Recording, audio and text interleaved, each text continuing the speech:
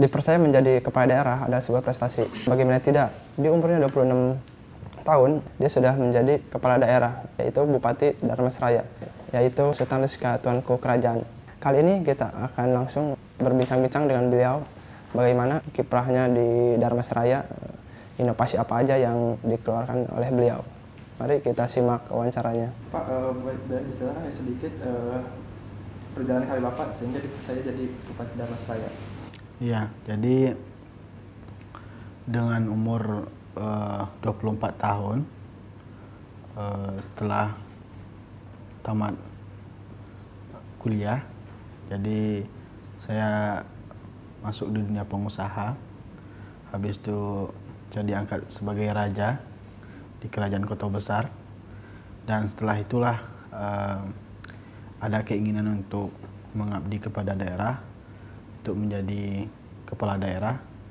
Disitulah terobsesi kita bahwasanya untuk memberikan bantuan terhadap masyarakat. Langkah strategis yang Bapak lakukan untuk membangun Kabupaten Darmasraya? Nah, kita Darmasraya itu unik ya, ada 36% lebih daerah transmigrasi. Nah, kita butuh pembangunan sesuai nawacita Bapak Presiden, mulai daerah pinggiran, dan itu menjadi suatu mimpi yang sangat besar bagi saya, bagaimana kita bisa memberikan pembangunan yang merata bagi kecamatan-kecamatan yang ada di pinggiran. Kita ada 11 kecamatan dan masih ada 3 kecamatan lagi yang masih butuh banyak pembangunan infrastruktur, pelayanan, pendidikan. Nah, di situ sekarang sudah mulai berubah, sudah kita berikan perubahan-perubahan yang signifikan. Ya, hambatannya ada secara internalnya tuh di pemerintahan. Nah, kita mempunyai sumber daya manusia. Darmasraya itu baru 14 tahun setelah pemekaran dari Kabupaten Sijunjung. Kita masih butuh support yang kuat, dan bagaimana sumber daya manusia para ASN-nya diberikan suatu wejangan yang memberikan makna untuk kebersamaan. Nah, saya selalu menyampaikan kepada para pegawai negeri sipil dalam melaksanakan pekerjaan ini selalu dengan kebersamaan. Nah, dalam SDM-nya masih rendah dan kita tidak itu menjadi halangan dan rintangan dengan capaian pada saat ini yang luar biasa. Nah, kita sudah jauh keluar dari kabupaten tertinggal.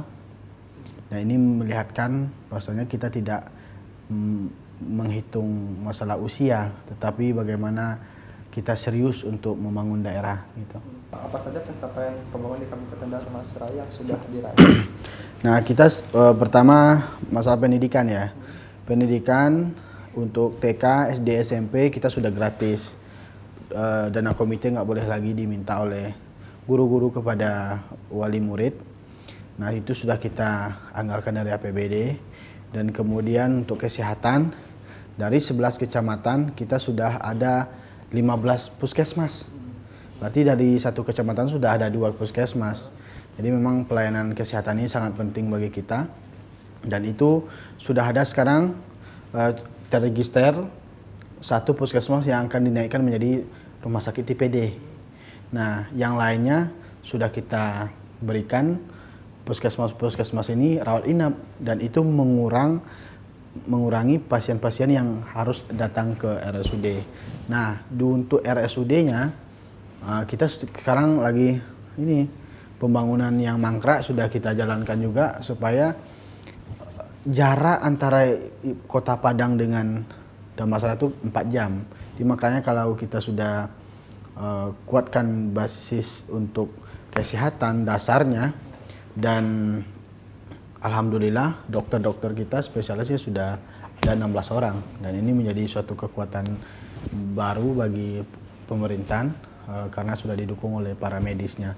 Nah, untuk infrastruktur selain jalan, jembatan, nah kita memberikan bantuan-bantuan untuk pembangunan jalan produksi dan irigasi.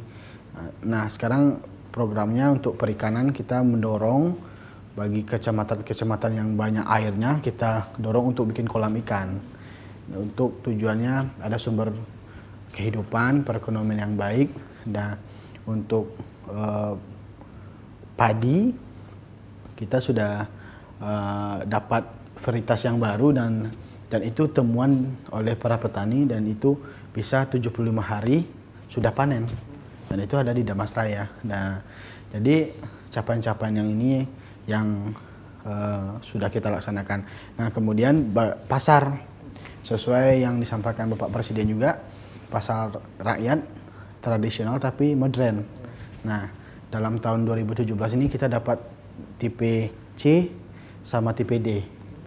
Jadi insya Allah 2018 kita dapat 2 lagi. Jadi dari 11 kecamatan sekarang sudah ada 2 kecamatan sudah bagus pasarnya. Nah, itu supaya yang belanja nyaman dan yang menjualnya nyaman juga gitu. Bapak, sekarang ini era digital Pak, mungkin Bapak ada inovasi yang untuk Bupati Darmasraya pada itu Pak? Ya, kita ada 52 nagari atau desa. Nah, dengan kemajuan teknologi ini atau zaman now, pemerintahan daerah itu harus mempunyai inovasi yang bagus. Nah, kita ada namanya SINAR, Sistem Informasi Nagari. Nah, itu tinggal klik saja lagi. Setiap desa atau nagari itu sudah punya website, dan sinkron nanti ke kabupaten. Jadi data dari nagari-nagari atau desa itu sudah sinkron semua nanti ke kabupaten. Nah, contohnya misalnya bikin surat izin dan KTP, KK semuanya, rekomendasinya tinggal klik saja, dan itu sangat memudahkan. Saya tanya itu langsung kepada masyarakat, dan Pak Wali Nagarinya sangat mendukung, sangat terbantu dengan adanya teknologi itu. Dan insya Allah 2018 ini kita akan launching dengan segala keseluruhannya, baik pun offline maupun online. Nah, ini yang akan kita launching nanti 2018 ini. Pak, siapa sih inspirator Bapak? Wah, inspirator saya mau jadi kepala daerah ini ibu saya. Jadi pertama ingin menjadi bupati itu karena ibu saya sakit, karena jauh berobat bolak-balik ke kota Solunto untuk cuci darah. Nah, itu menjadi penyemangat saya dan minta izin kepada ibu untuk menjadi kepala daerah, dan beliau merestui. Nah, itulah kekuatan yang besar bagi saya dan menjadi penyemangat untuk menjadi kepala daerah.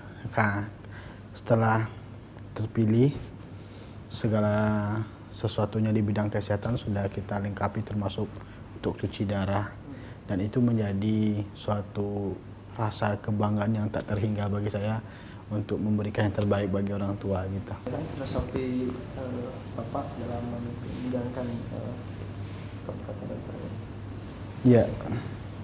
Ya filosofinya itu aja.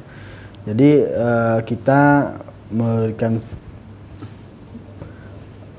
membangun suatu daerah ini atau memimpin suatu wilayah.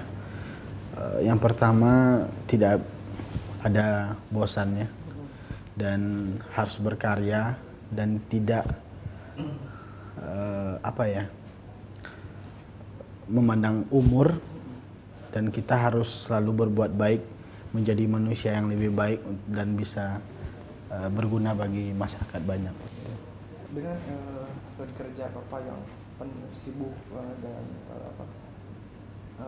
ini ada gak sih Pak untuk membagi waktu dengan keluarga Pak? Nah, ini untuk keluarga ya. Memang kalau kita sebagai kepala daerah atau pejabat, memang waktunya sudah dibagi, dan itu udah konsekuensi saya dengan istri, dengan anak. Dengan waktunya ada senggang, libur, weekend, saya sama keluarga. Kalau hobi, saya hobinya tenis. Jadi kalau waktu senggang, kita main tenis dengan para pejabat di sana, Forkopimda dan masyarakat di sana. Jadi suatu perkumpulan tenisnya luar biasa juga. Jadi ada hubungan silaturahmi yang kuat dan kita bisa berolahraga, dan itu sangat membantu untuk membuat refleksi diri gitu.